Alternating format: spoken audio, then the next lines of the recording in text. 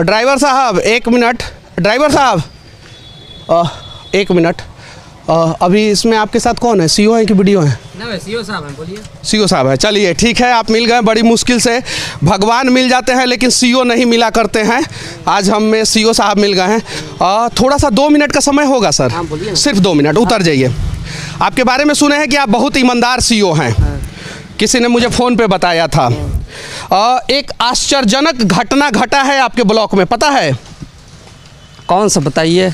मतलब कि अजूबा कारनामा हो गया है, आपको पता ही नहीं है? पता, घटना तो बहुत होता है, बताइएगा कुछ तब ना। बिहार है, घटना बहुत होता है, इसीलिए जो है आश्चर्य करने की ज़रूरत नहीं है। पता है एगो सरकारी हॉस्पिटल बेच दिया है, सब बेच दिया, वो मुरौल का मामला है।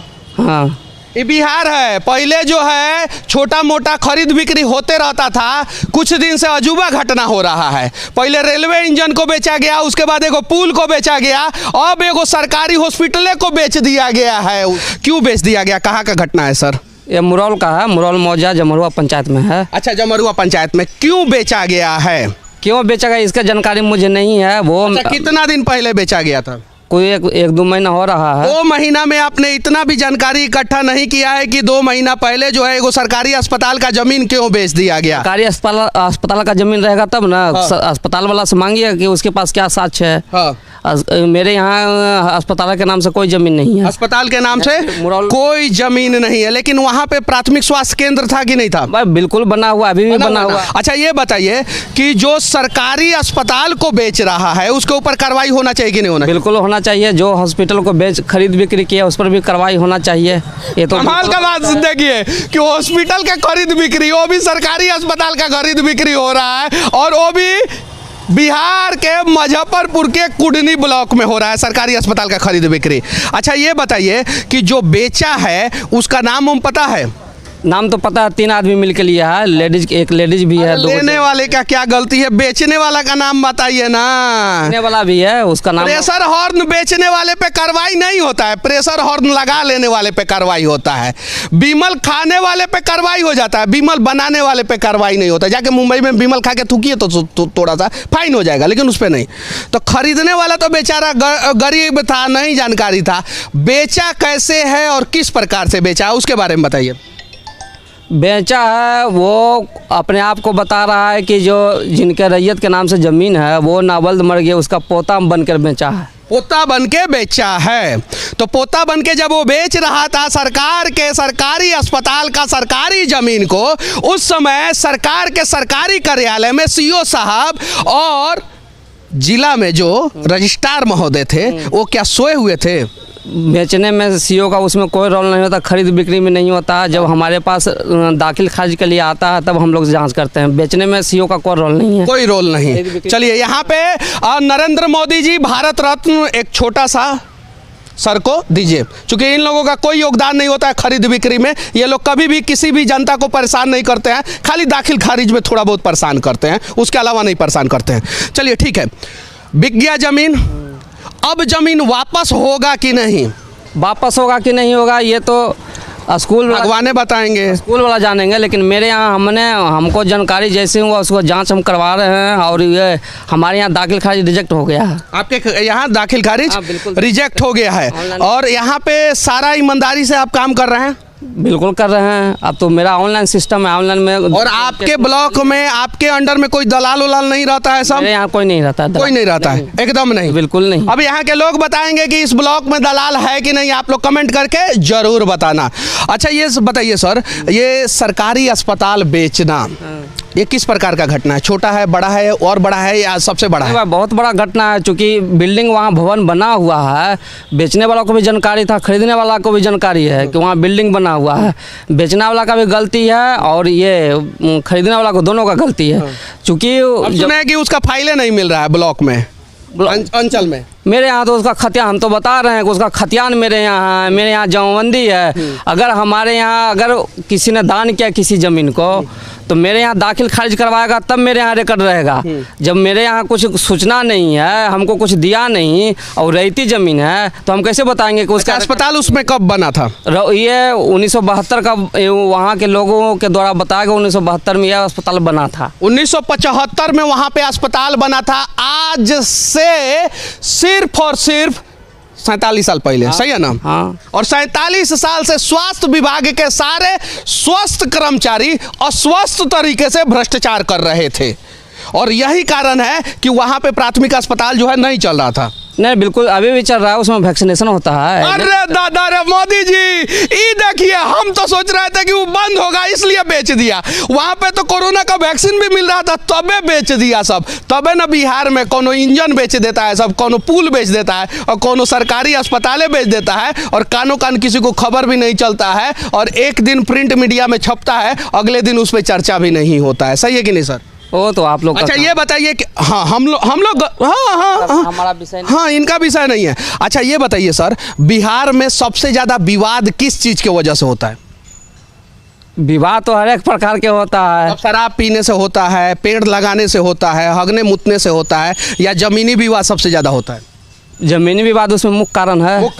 मुख्य कारण बिहार का जमीनी विवाद है, और जमीनी विवाद में बिहार के लगभग 50% परिवार उलझे रहते हैं। जमीनी विवाद का समाधान कहाँ से होता है सर? जमीनी विवाद रैयती है, सरकारी है, उसमें तो देखना प्रकार क्या है। मतलब समाधान का पहला दरवाजा कौन सा है? भूमि, हम लोग का थाना दिवस होता है। समान का सरकार उसका मतलब कि समाधान का पहला दरवाजा कौन सा है? पहला दरवाजा अंचल होता है। और अंचल का मुखिया कौन होता है? अंचल अधिकारी होते हैं। और अंचलाधिकारी अभी मेरे साथ कौन है? हम पंकज कुमार। आप हैं। चलिए ठीक है। बिहार के अंचलाधिकारी अगर सुधर जाएंगे तो बिहार का सबसे बड़ा समस्या का समाधान हो जाएगा, जो जमीनी विवाद के रूप में उभर के आता है, और उसमें मर्डर भी होता है। यानी कहने का मतलब है कि कहीं नहीं तो कहीं बिहार सरकार को अंचल सुधारने की जरूरत है, ब्लॉक सुधारने की जरूरत है, क्योंकि जब तक ब्लॉक और अंचल नहीं सुधरेगा तब तक बिहार का स्थिति नहीं सुधरेगा, क्योंकि बिहार के गांवों का विकास का रास्ता जो है ना, वो यही ब्लॉक से होकर गुजरता है। सर, आपसे मिलने के लिए 2 दिन से लोग परेशान हैं। जैसे 100% गलत। अच्छा ठीक है सर। मैंने अभी तो 12 बजे निकला है, और कल भी मैंने दिन भर बैठा है। ये बिल्कुल गलत बात है। अगर कोई कहता है कि सीओ साहब नहीं मिलते तो बिल्कुल गलत है। वो आएंगे 5 बजे के बाद, 5 बजे के बाद सीओ बैठा रहेगा। ऑफिस आवर में आए, हम 10 से 5 बजे तक बैठते हैं लगातार। 10 से 5 बजे तक आप लगातार बैठते हैं सर। यहाँ के जितने भी लोग हैं जो इस वीडियो को देख रहे हैं, उनसे कह देना चाहता हूं कि 10 से लेके 5 बजे तक सीओ साहब लगातार बैठे रहते हैं। 10 से 5 के बीच में आइएगा, आप लोगों का 100% काम होगा। 5 के बाद आइएगा तो नहीं काम होगा। चलिए ठीक है। अच्छा, आप 10 से 5 के बीच में बैठते हैं। 10 से 5 के बीच में सभी सीओ बैठते होंगे? नियम तो ये है, सरकार का तो गाइडलाइन यही है। चलिए, सरकार का गाइडलाइंस बिहार के लोगों ध्यान से लिख लो कि 10 से 5 बजे सीओ बैठे रहते हैं। अच्छा, ये बताइए सर, कभी कभी आप लोग विधायक के एस्कॉर्ट में, कभी कभी जिला में मीटिंग को चले जाते हैं, तो उस समय लोगों को परेशानी होती है, तो उसका नोटिफिकेशन आप लोग जारी करते हैं कि नहीं? वो तो सरकार का, अभी मान ली 10 मिनट पहले हमको आएगा कि चल जाइए, वाई वास कर पहुंचा दीजिए, तो नोटिफिकेशन थोड़े होता है। नोटिफिकेशन नहीं होता, बिल्कुल नहीं। जबकि इसका नियम होना चाहिए। बिहार के अलावा किसी भी आप राज्य में चले जाएं, वहाँ पे सीओ जो है ना, किसी को मतलब कि गार्ड के रूप में नहीं काम करता है किसी नेता के। ऐसा नहीं जानते तो बिहार सरकार का काम है। वो सरकार जो हमको काम देगी, जो हमारा जो बड़े प्रभारी हमको जो कहेंगे हम करेंगे। अच्छा, ये बताइए, सीओ का मुख्य काम क्या होता है सर? भूमि विवाद देखना, अंचल का काम, जाति आवासीय देखना। जाति आवासीय, भूमि विवाद, ये 3 काम मुख्य काम तो यही है। मुख्य काम। आपदा के समय में आप लोग सुपरमैन बन जाते हैं। आपदा भी है, अंचल के अंदर में आपदा है। आपदा अंचल के अंदर है तो फायर फाइटिंग की गाड़ी भी अंचल के अंदर रहती होगी? नहीं, वो तो हमने मंगवाया है, अभी तो मेरे ही अंडर है। अभी आपके अंडर। 1 मिनट सर, 1 मिनट का समय। आइए देखिए, बिहार में लगातार गेहूं के खेत में जो है आग लग रहा है कि लगाया जा रहा है, उसकी जानकारी जो है आज इस ब्लॉक से मैं आप लोगों को दूंगा। यहाँ पे एक बहुत आधुनिक ब्लॉक है, देख सकते हैं। ब्लॉक के रास्ते में भ्रष्टाचार हुआ है, देखिए, ये ध्यान से देखिए। और इसी ब्लॉक से जो है ना गांव का रास्ता बनता है। जरा सोचिए कि इस ब्लॉक में बैठने वाले अधिकारी जो है ना अपना रास्ता सही ढंग से नहीं बनाते हैं, वो पूरे ब्लॉक का विकास कैसे करेंगे?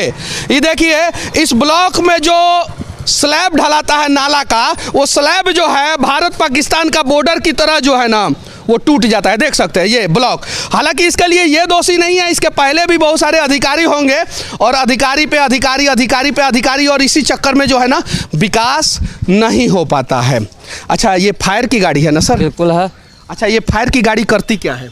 ये आग बुझाती है। बुझाती भी है क्या? बिल्कुल बिल्कुल बुझाती है। हाल फिलहाल में तो बुझाया, 3 दिन पहले गया था पुरुषोत्तमपुर, बुझा, हाँ बुझा कर आया है। बुझा के आया। धन्य हो कि एक गाड़ी मुझे बिहार का फायर फाइटिंग का दिखा है जो आग बुझाता है। हाल फिलहाल में 3 दिन पहले ये आग बुझाया था।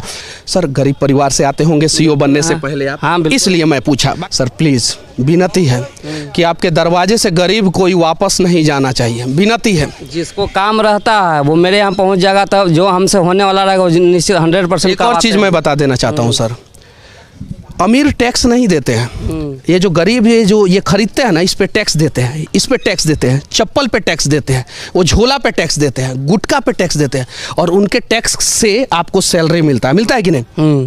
तो कम से कम गरीब जो है ना आपके अंचल से बेवजह वापस नहीं जाना चाहिए। इतना बस इसी के लिए मैंने आपको पकड़ा है सर, बाकी कोई हमारा मकसद नहीं है। और एक और, जितने भी सीईओ मेरा वीडियो देख रहे हैं, विनती है कि आप लोगों के एक लापरवाही के वजह से, एक गलती के वजह से ना जाने कितने जगह पे कितनी हत्याएं हो जाती है।